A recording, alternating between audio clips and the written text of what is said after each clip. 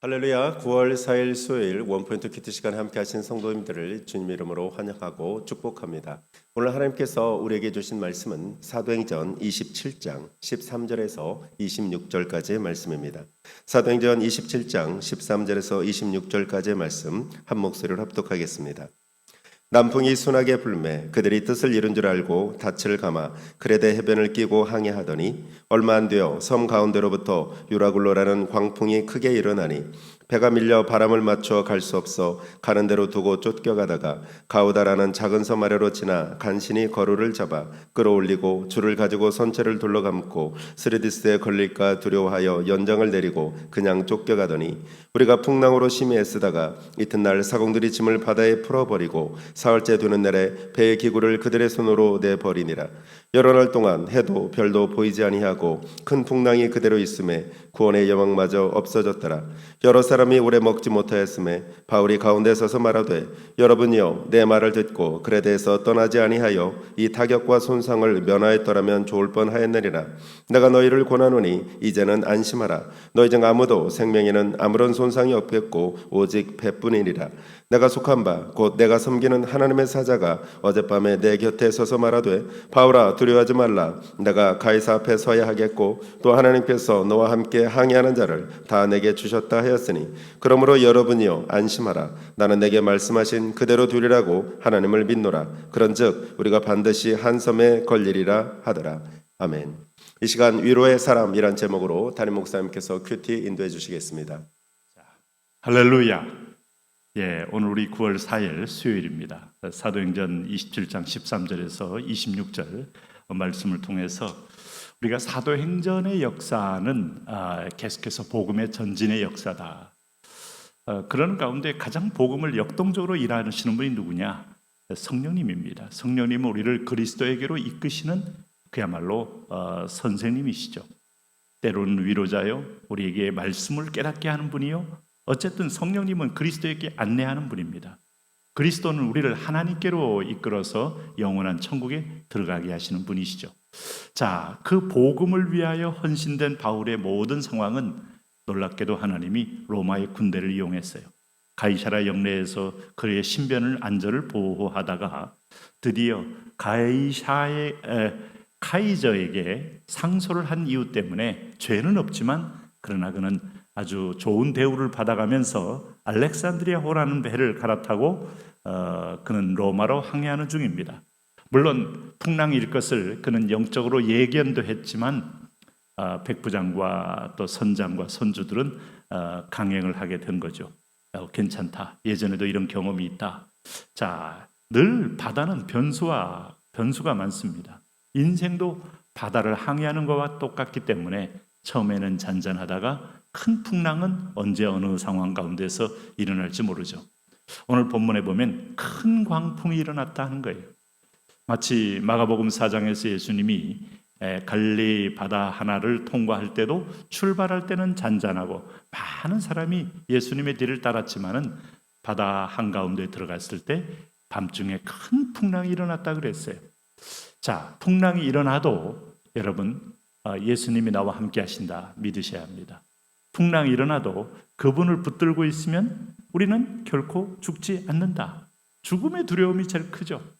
또 죽을 거라는 두려움, 내 주변 사람이 더 죽을 거라는 두려움까지도 크죠.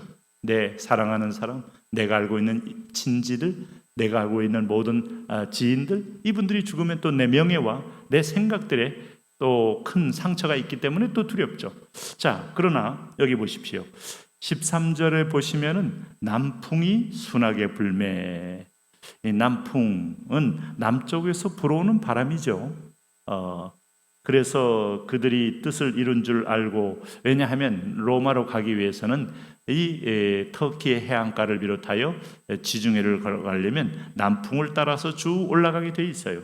그래서 그레데 해변을 끼고 항해하더니 얼마 안 되어 섬 가운데로부터 유라굴로라는 광풍이 크게 일어나니, 그 유명한 유라굴로는 헬라어로 유로스라는 광풍과 라틴어 아퀼로라는 폭풍이 합성어입니다.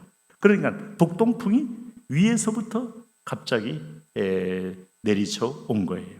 남풍과 북동풍은 방향이 아주 다르죠. 배가 밀려 바람을 맞추어 갈 수 없어 가는데 로 두고 쫓겨가다가 이제 가우다라는 작은 섬 아래로 지나 간신히 거루를 잡아 끌어올리고 줄을 가지고 선체를 둘러감고 스르디에 걸릴까 두려워하여 연장을 내리고 그냥 쫓겨가더니. 자, 지금 여러분 뭐 전문 용어가 좀 나왔습니다만은 몇 가지로 배가 계속 바람에 이끌려서 지금 쫓겨가고 밀려가는 거예요. 항해가 아니라 지금 마치 이 바다에 밀려서 표류하는 셈이 됐습니다. 아마 노를 젓기도 하고 돛대를 달기도 하지만 바람이 원체 세니까 사람들의 노젓는 것이 이제 바람을 이기지 못하고 미끌려 가다가 스르디에라는 말은 모래톱을 말합니다. 모래톱에 딱 걸리면 오도 가도 못하는 거예요. 그러니 그야말로 항해하다가 바다의 모래톱에 걸려서 상륙도 못하고 항해도 못하고 거기서 계속 있다 보면 음식이 떨어지고 굶어 죽게 돼 있죠. 아주 처음에는 이게 뭐 여러분 큰 위험이 아닌 것처럼 보여도 사실은 심각한 위험이 되는 겁니다. 그래서 18절 보면 우리가 풍랑으로 심히 애쓰다가 이튿날 사공들이 짐을 바다에 풀어버리고 사흘째 되는 날에 배의 기구를 그들의 손으로 내버리니라. 여기가 곡물을 많이 실어서 로마로 아마 압송하는 중인데 수송하는 중인데 그게 이제 무거워서 스르디에서 못 벗어날 것 같아서 많은 곡물들 또 화물들을 다 버리게 된 거예요. 화물을 담당했던 선장과 선주가 결국 화물을 버릴 수밖에 없는 게 아니면 내 생명이 죽으니까. 여러분 인생에는 화물 때문에 빨리 가자. 또 날짜를 맞춰야 된다. 그래야 내 인사고과에도 도움이 된다. 아마 백부장 율리오는 강행을 요구했을지도 몰라요. 그러나 그게 내 뜻대로 됩니까? 여러분 내 뜻대로 안 돼요. 어떤 국면, 어떤 상황에 이르렀을 때 나는 결국 내가 원했던 그것을 다 잃게 되는 상황이 얼마나 많습니까? 그래서 우리는 피조물이고, 그래서 우리는 하나님 앞에 을이고, 그래서 우리는 하나님 앞에 종이다, 백성이다. 이 한계를 자꾸 선명히 그을 때 예배도 나오고 그분의 뜻을 따라가고 그분을 존중하게 돼 있는데, 인간은 조금 여유가 있으면 스스로 자기 생각으로 하나님 되려고 해요. 그래서 여러분 자기가 강행을 하다가 오늘 이런 한계 상황에 부딪히게 된 거예요. 오늘 보십시오. 그래서 20절에 보면 여러 날 동안에 해도 별도 보이지 아니하고 큰 풍랑이 그대로 있음에 구원의 여망마저 없어졌더라. 남을 여자 발할 망자입니다. 구원에 남은 소망 하나조차 없었다는 거예요. 시간이 흐르면 풍랑이 잦겠지, 아니면 배가 물에 뜨겠지, 아니면 어떤 대형 선박이 와서 우리를 혹시 밧줄에 연결하여서 끄집어내어 구원하지 않을까? 모든 상황은 불가능한 상황, 어떤 것도 기대할 수 없이 완전히 그들은 죽음의 공포에 포로가 되어 있다. 구원의 여망마저 없어졌더라. 그러다 보니까 이게 지금 꽤 오랫동안입니다. 21절에 보면 여러 사람이 오래 목지모에 탔음에, 왜요? 풍랑이 한 2주간 계속된 거예요. 10일 동안. 그 사이에 밤과 낮이 분별할 수 없을 만큼 폭우가 치고 바람이 불고 구름이 가득 차고, 여러분 이게 보니까 이 고대에 이렇게 해서 얼마나 많은 사람들의 배들이 파손됐습니까? 우리가 중국과 신라 시대 때 중국 전역에 수많은 신라소가 있었지 않습니까? 그때야말로 대한민국의 최대의 영토 확장 때죠. 거의 중국을 반지배했을 때입니다. 자, 중국과의 무역을 통하여 가다가 신안 앞바다에서 배들이 침몰 많이 했죠. 지금 그 신안 앞바다에 건져낸 보물들이 엄청나지 않습니까? 그와 똑같습니다. 왜? 풍랑이 일어나는 것은 누구든지 예측할 수 없기 때문에. 그럴 때 바울이 말합니다. 바울이 가운데 서서 말하되 여러분이요 내 말을 듣고 그에 대해서 떠나지 아니하여 이 타격과 손상을 면하였더라면 좋을 뻔하였느니라. 자, 이 말을 왜 할까요? 바울도 따라왔으면서 지금 이 사람들 앞에 본인이 사도임을 드러내는 거예요. 하나님의 음성과 하나님의 뜻을 따라 움직이는 사람이다. 너희들이 믿고 있는 바다의 신 포세이돈이 아니다. 너희들이 믿고 있는 지역인 땅의 신이나 산의 신들이 아니다. 내가 믿는 하나님은 전능한 하나님이다. 바울을 서서히 주목하게 합니다. 바울은 이 풍랑이 있을 줄 알고도 따라왔죠. 더군다나 더 놀라운 것은 그럼에도 죽지 않을 걸 알고 따라온 거예요. 바로 이때 영적인 세력 교체가 일어납니다.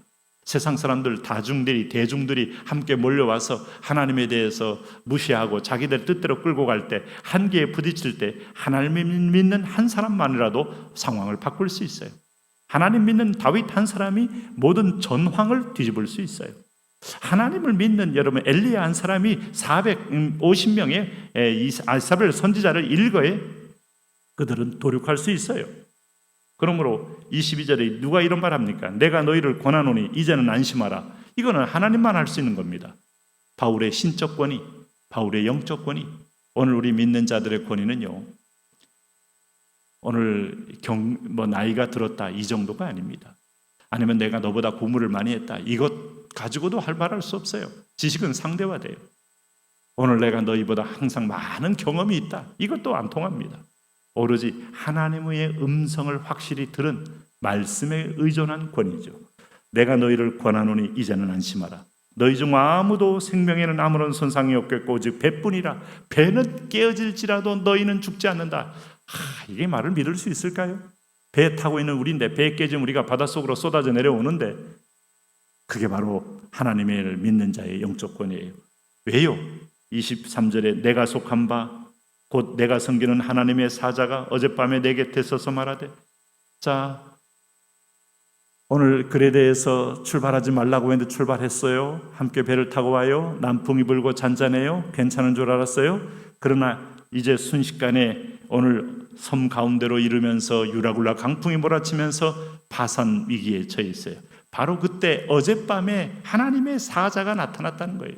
하나님이 보내신 선사, 하나님의 현현한 종이 24절에 이렇게 말했습니다. 이때는 성경이 신약이 완성이 안 됐을 때 하나님이란 선명한 계시로, 밤중에 꾸는 꿈이 아닙니다. 하나님이 계시로 보여주는 음성이에요. 바울아 두려워하지 말라. 내가 가이사 앞에 서야 하겠고 또 하나님께서 너와 함께 항해하는 자를 다 내게 주셨다 하였으니, 이 표현을 보면 여러분 하나님이 주권이 있음을 알 수 있죠. 사명 있는 사람은 결코 죽지 않는다. 영적인 주도권을 가지며 선교의 문을 열고 있습니다. 하나님, 바울처럼 하나님의 성령을 따라 하나님을 의존하여 동행함으로 세상에서 영적인 리더십으로 승리하게 하옵소서. 예수님 이름으로 기도합니다. 아멘.